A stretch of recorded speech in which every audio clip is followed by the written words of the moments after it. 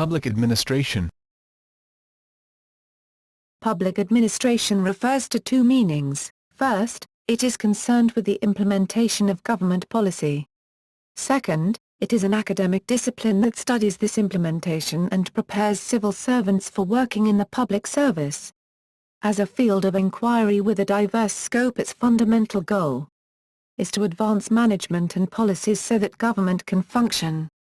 Some of the various definitions which have been offered for the term are: the management of public programs, the translation of politics into the reality that citizens see every day, and the study of government decision-making, the analysis of the policies themselves, the various inputs that have produced them, and the inputs necessary to produce alternative policies. Public administration is centrally concerned with the organization of government policies and programs as well as the behavior of officials, usually non-elected, formally responsible for their conduct. Many unelected public servants can be considered to be public administrators, including heads of city, county, regional, state and federal departments such as municipal budget directors, human resources, HR administrators, city managers, census managers, state mental health directors, and cabinet secretaries. Public administrators are public servants working in public departments and agencies, at all levels of government.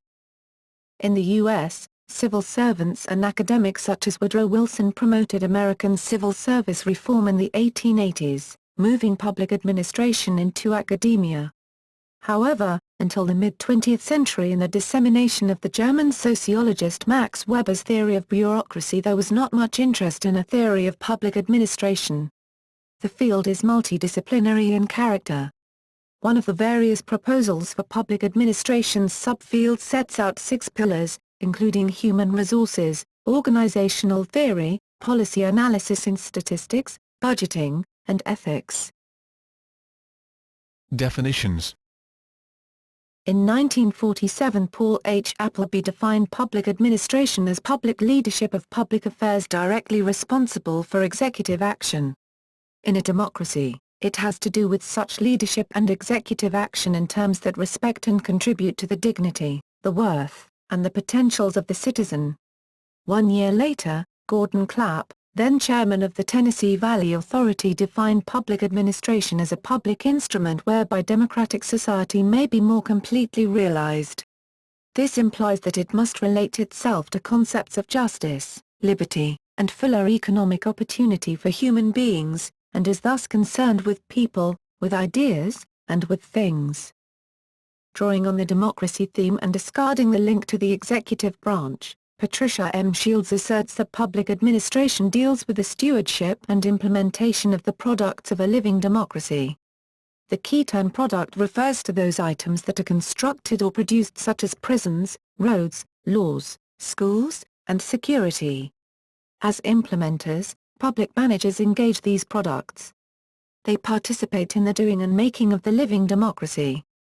A living democracy is an environment that is changing, organic, imperfect, inconsistent and teeming with values. Stewardship is emphasized because public administration is concerned with accountability and effective use of scarce resources and ultimately making the connection between the doing, the making and democratic values. More recently, scholars claim that public administration has no generally accepted definition, because the scope of the subject is so great and so debatable that it is easier to explain than define.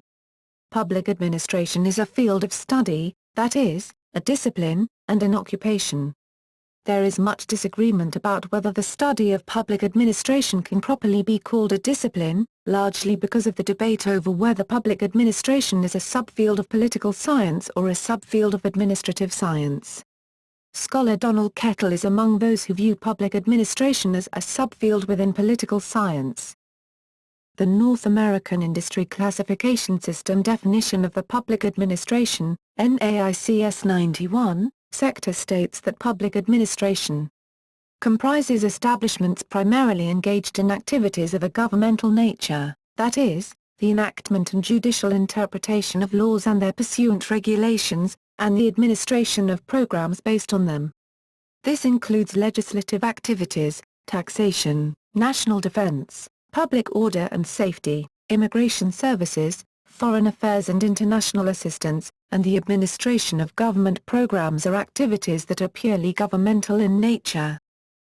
From the academic perspective, the National Center for Education Statistics, NCES, in the United States defines the study of public administration as a program that prepares individuals to serve as managers in the executive arm of local, state, and federal government and that focuses on the systematic study of executive organization and management. Includes instruction in the roles, development, and principles of public administration. The management of public policy. Executive-legislative relations. Public budgetary processes and financial management. Administrative law. Public personnel management. Professional ethics. And research methods. History. Antiquity to the 19th century. Dating back to antiquity, pharaohs, kings and emperors have required pages, treasurers, and tax collectors to administer the practical business of government. Prior to the 19th century, staffing of most public administrations was rife with nepotism, favoritism, and political patronage, which was often referred to as a spoil system. Public administrators have been the eyes and ears of rulers until relatively recently.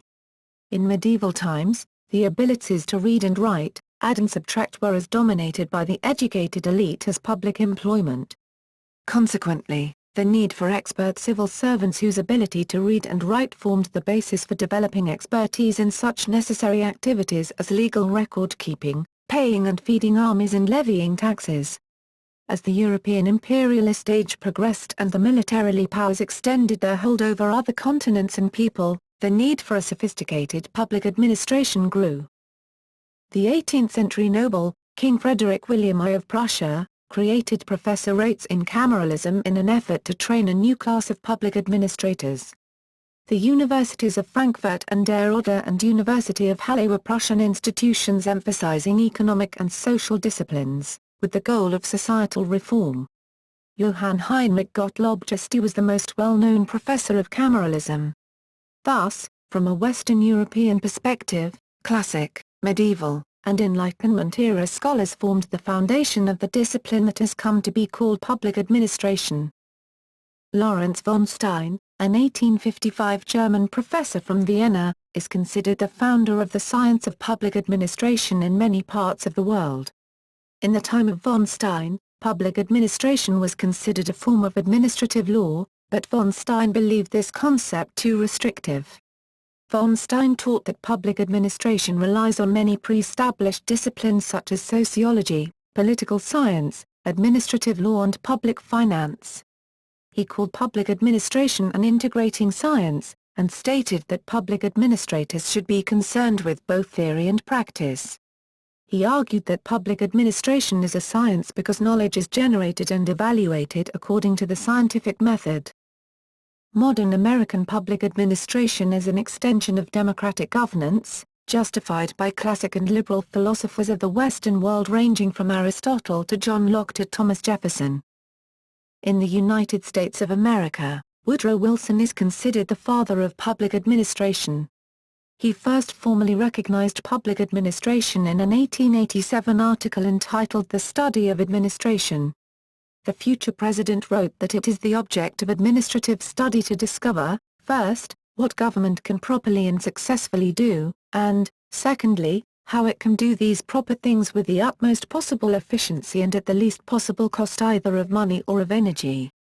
Wilson was more influential to the science of public administration than von Stein, primarily due to an article Wilson wrote in 1887 in which he advocated four concepts: separation of politics and administration, comparative analysis of political and private organizations, improving efficiency with business-like practices and attitudes toward daily operations, improving the effectiveness of public service through management and by training civil servants, merit-based assessment.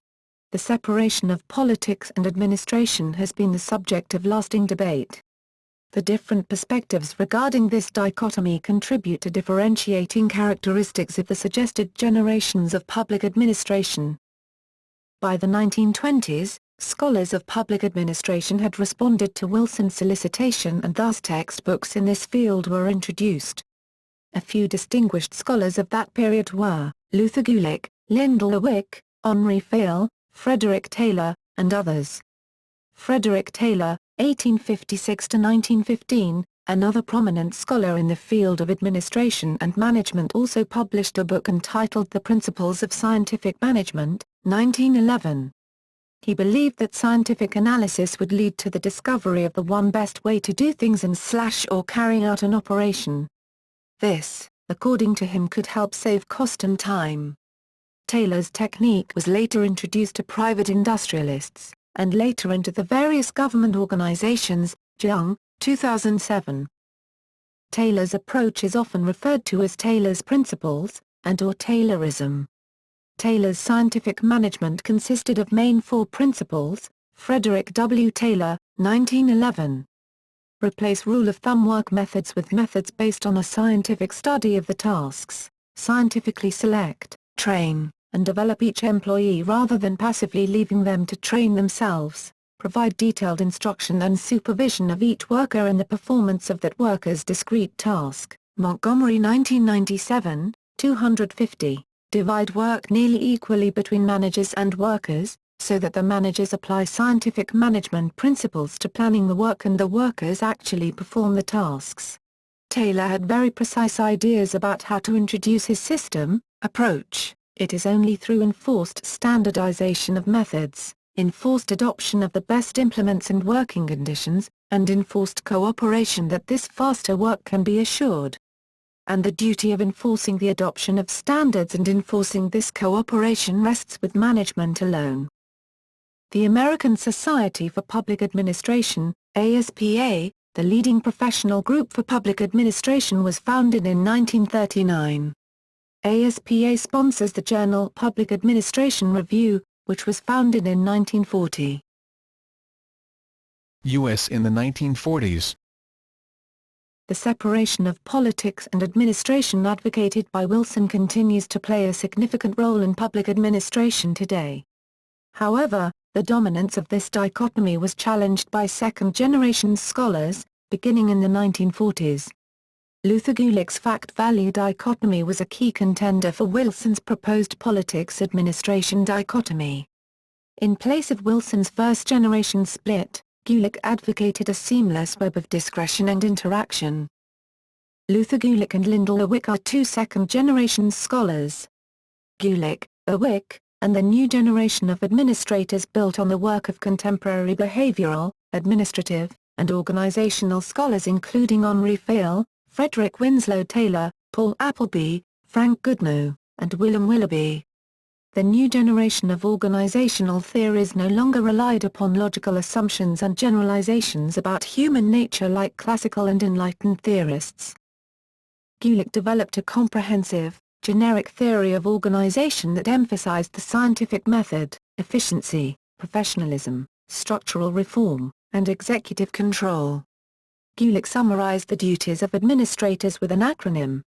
POST-CORB, which stands for planning, organizing, staffing, directing, coordinating, reporting, and budgeting. Fayle developed a systematic, 14-point, treatment of private management. Second-generation theorists drew upon private management practices for administrative sciences. A single, generic management theory bleeding the borders between the private and the public sector was thought to be possible. With the general theory, the administrative theory could be focused on governmental organizations. The mid-1940s theorists challenged Wilson and Gulick.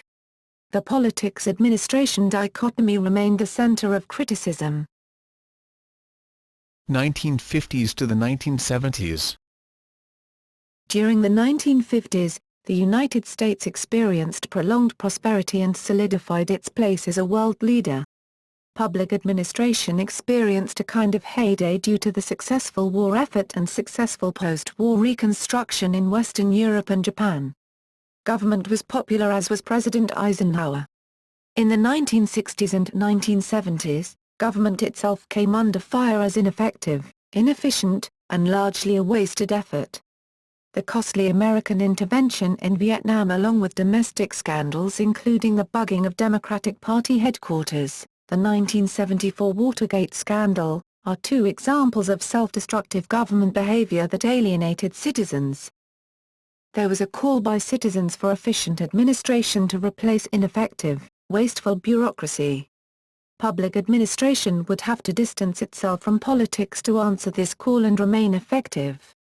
Elected officials supported these reforms.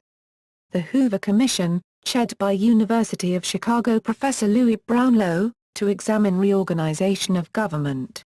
Brownlow subsequently founded the Public Administration Service, PAS, at the university, an organization which has provided consulting services to all levels of government until the 1970s.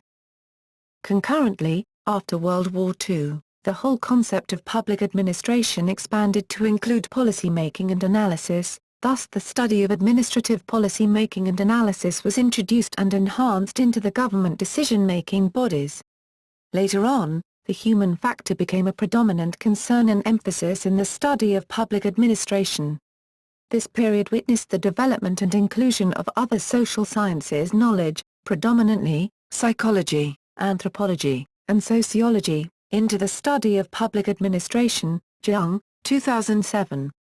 Henceforth, the emergence of scholars such as Fritz Morstein Marx with his book The Elements of Public Administration, 1946, Paul H. Appleby Policy and Administration, 1952, Frank Marini Towards a New Public Administration, 1971, and others that have contributed positively in these endeavors.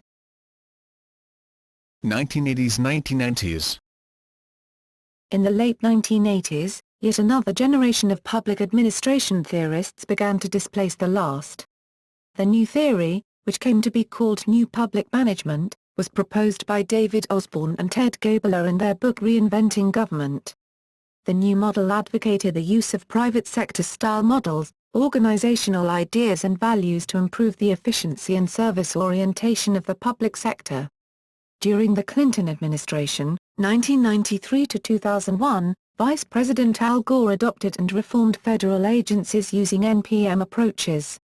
In the 1990s, new public management became prevalent throughout the bureaucracies of the US, the UK and, to a lesser extent, in Canada.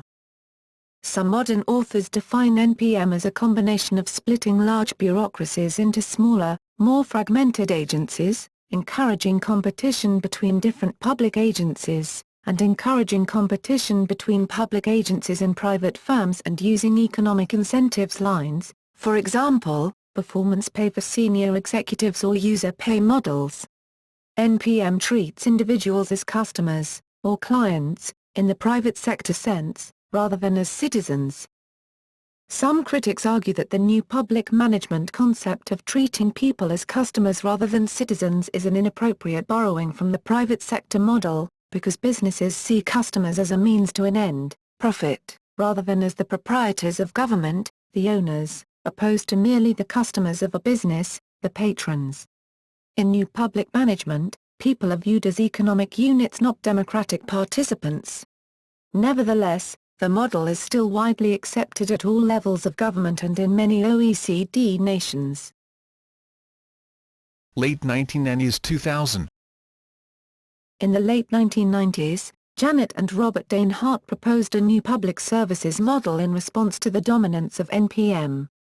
A successor to NPM is Digital Era Governance, focusing on themes of reintegrating government responsibilities, needs-based holism, executing duties in cursive ways, and digitalization, exploiting the transformational capabilities of modern IT and digital storage. One example of this is OpenForum.com or, an Australian non-for-profit e-democracy project which invites politicians, senior public servants, academics, business people and other key stakeholders to engage in high-level policy debate. Another new public service model is what has been called New Public Governance, an approach which includes a centralization of power, an increased number, role and influence of partisan political staff, personal politicization of appointments to the senior public service, and the assumption that the public service is promiscuously partisan for the government of the day. Increasingly, public policy academics and practitioners have utilized the theoretical concepts of political economy to explain policy outcomes such as the success or failure of reform efforts and/or the persistence of suboptimal outcomes. Approaches. Behavioral approach, systems approach, ecological approach, public choice approach, contingency approach. Core branches. In academia, the field of public administration consists of a number of subfields. Scholars have proposed a number of different sets of subfields. One of the proposed models uses 5 pillars. Human resource management is an in-house structure that ensures that public service staffing is done in an unbiased, ethical and values-based manner. The basic functions of the HR system are employee benefits, employee healthcare, compensation, and many more. Organizational theory in public administration is the study of the structure of governmental entities and the many particulars inculcated in them. Ethics in public administration serves as a normative approach to decision-making. Policy analysis serves as an empirical approach to decision-making. Public budgeting is the activity within a government that seeks to allocate scarce resources among unlimited demands. Decision-making models. Given the array of duties public administrators find themselves performing, the professional administrator might refer to a theoretical framework from which he or she might work. Indeed, many public and private administrative scholars have devised and modified decision-making models. Niskanen's budget maximizing. In 1971, Professor William Niskanen proposed a rational choice variation which he called the budget maximizing model. He claimed that rational bureaucrats will universally seek to increase the budgets of their units, to enhance their stature, thereby contributing to state growth and increased public expenditure. Niskanen served on President Reagan's Council of Economic Advisers. His model underpinned what has been touted as curtailed public spending and increased privatization. However, budgeted expenditures and the growing deficit during the Reagan administration is evidence of a different reality. A range of pluralist authors have critiqued Niskanen's universalist approach. These scholars have argued that officials tend also to be motivated by considerations of the public interest. Dunleavy's bureau shaping. The bureau shaping model, a modification of Niskanen, holds that rational bureaucrats only maximize the part of their budget that they spend on their own agency's operations or give to contractors and interest groups. Groups that are able to organize a flowback of benefits to senior officials would, according to this theory, receive increased budgetary attention. For instance, rational officials will get no benefit from paying out larger welfare checks to millions of low-income citizens because this does not serve a bureaucrat's goals. Accordingly, one might instead expect a jurisdiction to seek budget increases for defense and security purposes in place programming. If we refer back to Reagan once again, Dunleavy's bureau shaping model accounts for the alleged decrease in the size of government while spending did not, in fact, decrease. Domestic entitlement programming was financially de-emphasized for military research and personnel. Academic field. In the United States, the academic field of public administration draws heavily on political science and administrative law. Some MPA programs include economics courses to give students a background in microeconomic issues, markets, rationing mechanisms, etc. and macroeconomic issues, for example, national debt. Scholars such as John A. Rue write of a long history behind the constitutional legitimacy of government bureaucracy. In Europe, notably in Britain and Germany, the divergence of the field from other disciplines can be traced to the 1720s Continental University curriculum. Formally, official academic distinctions were made in the 1910s and 1890s, respectively. The goals of the field of public administration are related to the democratic values of improving equality, justice, security, efficiency, effectiveness of public services usually in a non-profit, non-taxable venue. Business administration, on the other hand, is primarily concerned with taxable profit. For a field built on concepts, accountability, governance, decentralization, clientele, These concepts are often ill-defined and typologies often ignore certain aspects of these concepts. Dubois and Fathall 2009. One minor tradition that the more specific term public management refers to ordinary, routine or typical management concerns, in the context of achieving public good. Others argue that public management refers to a newer, market-driven perspective on the operation of government. This latter view is often called New Public Management by its advocates. New Public Management represents a reform attempt, aimed at re-emphasizing the professional nature of the field. This will replace the academic, moral or disciplinary emphasis. Some theorists advocate a bright-line differentiation of the professional field from related academic disciplines like political science and sociology. It remains interdisciplinary in nature. One public administration scholar, Donald Kettle, argues that public administration sits in a disciplinary backwater, because, or the last generation, scholars have sought to save or replace it with fields of study like implementation, public management, and formal bureaucratic theory. Kettle states that public administration, as a subfield within political science, is struggling to define its role within the discipline.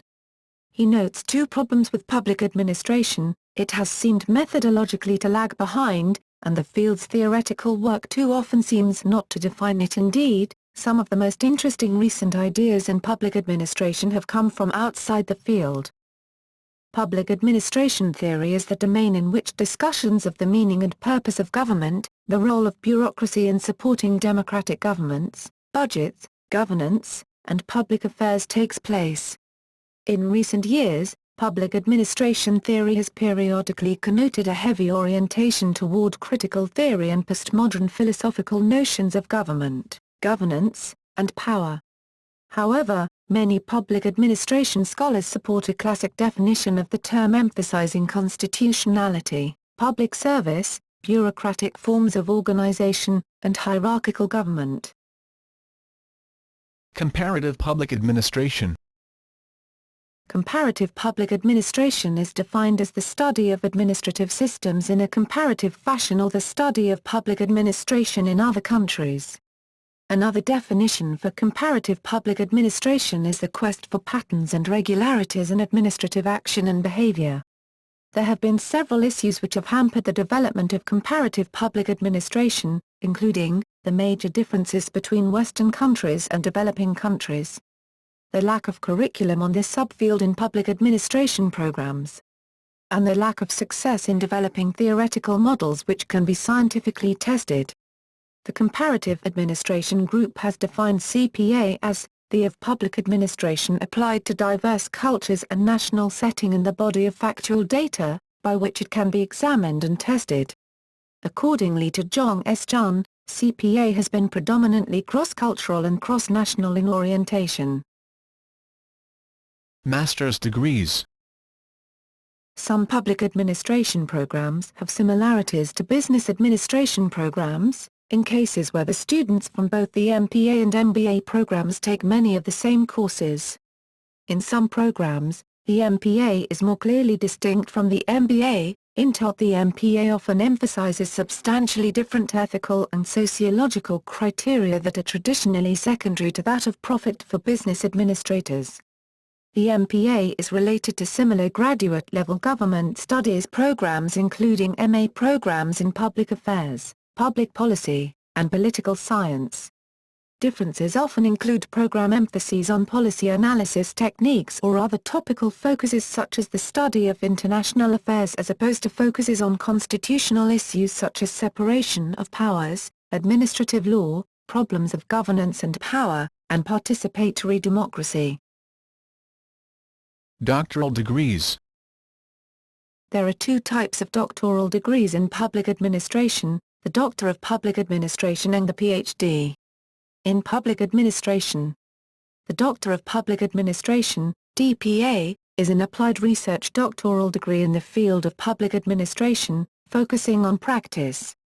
The DPA requires a dissertation and significant coursework beyond the master's level. Upon successful completion of the doctoral requirements, the title of doctor is awarded and the postnominals of DPA are often added. Some universities use the Ph.D. as their doctoral degree in public administration, for example, Carleton University in Ottawa, Canada. Notable scholars. Notable scholars of public administration have come from a range of fields. In the period before public administration existed as its own independent discipline, scholars contributing to the field came from economics, sociology, management, political science, administrative law, and other related fields. More recently, scholars from public administration and public policy have contributed important studies and theories. International public administration. There are several organizations that are active. The Commonwealth Association of Public Administration and Management (CAPAM) is perhaps the most diverse, covering the 54 member states of the Commonwealth from India to Nauru. Its biennial conference brings together ministers of public service, top officials and leading scholars in the field. The oldest is the International Institute of Administrative Sciences. Based in Brussels, Belgium, the IIAS is a worldwide platform providing a space for exchanges that promote knowledge and practices to improve the organization and operation of public administration and to ensure that public agencies will be in a position to better respond to the current and future expectations and needs of society. The IIAS has set up 4 entities: the International Association of Schools and Institutes of Administration, IASIA, the European Group for Public Administration, EGPA, the Latin American Group for Public Administration, LAGPA, and the Asian Group for Public Administration, AGPA. IASIA is an association of organizations and individuals whose activities and interests focus on public administration and management. The activities of its members include education and training of administrators and managers. It is the only worldwide scholarly association in the field of public management. EGPA, LAGPA and AGPA are the regional sub-entities of the IIAS. Also, the International Committee of the U.S.-based Network of Schools of Public Policy, Affairs, and Administration, NASPA, has developed a number of relationships around the world. They include sub-regional and national forums like CLAD, INPAE and NISPAC, APSA, ASPA. The Center for Latin American Administration for Development, CLAD, based in Caracas, Venezuela, this regional network of schools of public administration set up by the governments in Latin America is the oldest in the region. The institute is a founding member and played a central role in organizing the Inter-American Network of Public Administration Education, INPAE. Created in 2000, this regional network of schools is unique in that it is the only organization to be composed of institutions from North and Latin America and the Caribbean working in public administration and policy analysis. It has more than 49 members from top research schools in various countries throughout the hemisphere. NISPAC is a network of experts, scholars and practitioners who work in the field of public administration in Central and Eastern Europe, including the Russian Federation and the Caucasus and Central Asia. The U.S. Public Administration and Political Science Associations like NASPA, American Political Science Association, APSA, and American Society of Public Administration, ASPA. These organizations have helped to create the fundamental establishment of modern public administration.